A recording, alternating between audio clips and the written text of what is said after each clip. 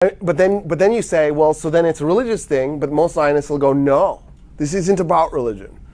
And it's like, well, if it's not about religion, then why do you want to be so close to Jerusalem? Clearly it's about religion. But then they say, no, I'm an atheist, or I'm a secularist Jew, and I'm a Zionist. And it's like, well, then why did it have to be Jerusalem? This was our homeland. This was your homeland? You're 2,000 years old? I don't understand. The problem is if you said, okay, we're going to create a new state, and it'll be secular. It's not for one religion anymore. It'll be a democracy, secular, and there'll be rights for all minorities. And by the way, Muammar Gaddafi actually suggested calling it Isra'tin.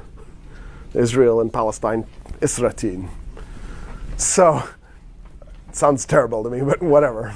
I don't care what you want to call this thing. Call it Israel, call it Palestine, call it Isra'tin, call it Israel, Palestine with a hyphenation like your parents did with you.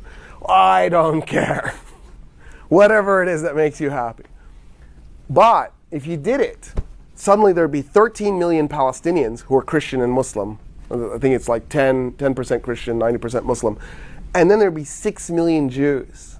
So the Jews would become an instant minority in that state. And they don't want that to happen. That's why they're fighting the Palestinians. They're not fighting the Palestinians because the Palestinians are attacking them. The Palestinians aren't attacking them. They're fighting the Palestinians because they don't want to have Palestine integrated with them because they'll instantly lose their majority. There are actually 7 million Palestinians living in Palestine and Israel. But 5 million are confined to the concentration camp that we call the Gaza Strip. It's just a concentration camp. And then the ghetto that we call the West Bank. It's basically a bunch of little ghetto pockets. And so by doing that, what the Israelis have done is they've created a situation where the natives are in internal exile.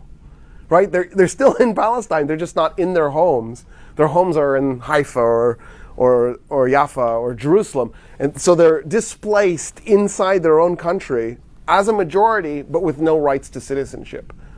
This is like the most nasty thing since apartheid Israel and apartheid South Africa. It might be worse than apartheid South Africa in some ways. In fact, it is.